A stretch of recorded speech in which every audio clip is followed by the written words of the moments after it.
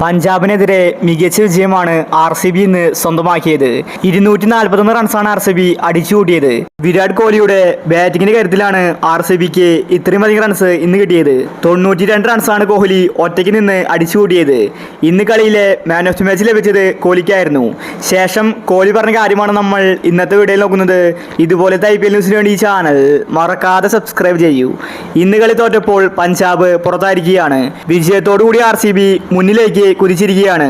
ഇന്ന് man of the match വാങ്ങി കോഹ്ലി പറഞ്ഞത് ഇങ്ങനെയായിരുന്നു: ഞങ്ങൾക്ക് ഇന്നത്തെ മാച്ച് ജീവൻ മരണ പോരാട്ടമാണ്. എന്ത് വില കൊടുത്തും കളി ജയിക്കണം. അതുകൊണ്ട് എൻ്റെ കഴിവിൻ്റെ പരമാവധി ഞാനിന്ന് പുറത്തെടുത്തു. ടീമിനെ ജയിപ്പിക്കാൻ വേണ്ടി മാത്രമാണ് ഞാനിന്ന് കളിച്ചത്. എനിക്കിന്ന് സെഞ്ചുറി നഷ്ടമായി. എങ്ങനെയെങ്കിലും കളി ജയിച്ച് പ്ലേ ഓഫിലെത്തണം. ഈ IPL ഞങ്ങൾ ഏറ്റവും കൂടുതൽ ഭയപ്പെടുന്നത് സഞ്ജുവിൻ്റെ രാജസ്ഥാൻ ടീമിനെയാണ്. അവർക്കെതിരെ ഞങ്ങൾക്ക് ജയിക്കാൻ സാധിക്കില്ല.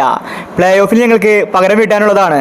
അതുകൊണ്ട് ഇനിയുള്ള മാച്ചിൽ ഇതേ കളി ഞങ്ങൾ ആവർത്തിക്കും. പഞ്ചാബ് ഇന്ന് ഞങ്ങൾക്ക് ഒരു എതിരാളി പോലും അല്ലായിരുന്നു.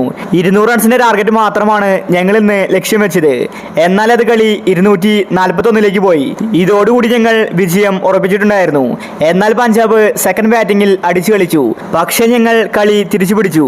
കളി ജയിച്ചതിൽ സന്തോഷമുണ്ടെന്നും വരുന്ന മാച്ചിൽ ഇതേ കളി ആവർത്തിക്കുമെന്ന് കോഹ്ലി വ്യക്തമാക്കി. RCB ആരാധകർ ആവേശത്തിലാണ്. അടുത്തൊരു മാച്ച് RCB ജയിച്ചിരിക്കുകയാണ്. ഇന്നത്തെ മാച്ച് ജയിച്ചതോടുകൂടി RCBക്ക് പ്ലേ ഓഫ് സാധ്യത വന്നിരിക്കുകയാണ്. ഇന്നത്തെ മാച്ച് ജയിക്കാൻ കാരണം കോഹ്ലിയാണ്. 47 ബോളിൽ നിന്ന് 92 റൺസാണ് കോഹ്ലി ഒറ്റയ്ക്ക് നിന്ന് അടിച്ചുകൂട്ടിയത്.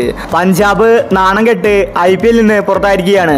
കോഹ്ലി ഇതുപോലത്തെ കളി നേരത്തെ തന്നെ എടുത്തിരുന്നെങ്കിൽ ഉറപ്പായിട്ടും RCB പ്ലേ ഓഫിലെത്തിയേനെ. കോഹ്ലി ഇന്ന് സ്ലോ ബാറ്റിംഗ് അല്ല കാഴ്ചവെച്ചത്, വെടിക്കെട്ട് ബാറ്റിംഗ് ആണ് പുറത്തെടുത്തത്. അപ്പോൾ ഇന്നത്തെ കളിയെ പറ്റി നിങ്ങളുടെ അഭിപ്രായങ്ങൾ താഴെ കമന്റ് ചെയ്യുക.